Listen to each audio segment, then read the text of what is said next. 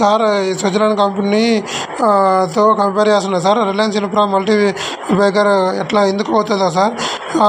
June 2022 దాని యొక్క అప్పులు మొత్తాన్ని 2472 కోట్ల అప్పుల మొత్తాన్ని స్విట్జర్లాండ్ ఎనర్జీ కట్టడం జరిగింది సార్.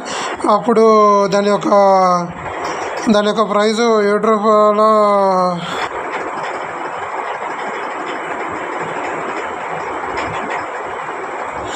రూ. 7 దాని ప్రైస్ రూ. 7 సార్. ఇప్పుడు రూపాయి సార్. ఇదే అప్పుడు రూపాయలు ఉన్నప్పుడు దాని యొక్క మార్కెట్ క్యాపిటలైజేషన్ 13,000 కోట్లు సార్.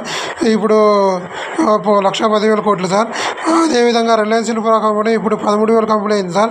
నెక్స్ట్ 2 ఇయర్స్లో రిలయన్స్ ఇన్ఫ్రా కంపెనీ 1,10,000 కోట్లు కాదు సార్, 1,50,000 కోట్లు అయినా ఆశ్చర్యం లేదు సార్. ఇది కంపల్సరీగా రిలయన్స్ ఇన్ఫ్రా కంపెనీ మల్టీబేగర్ అయ్యే అవకాశం ఉంది సార్. కావున ఇప్పుడే కొని పెట్టుకోండి సార్. ₹1,00,000 కొని పెట్టుకోండి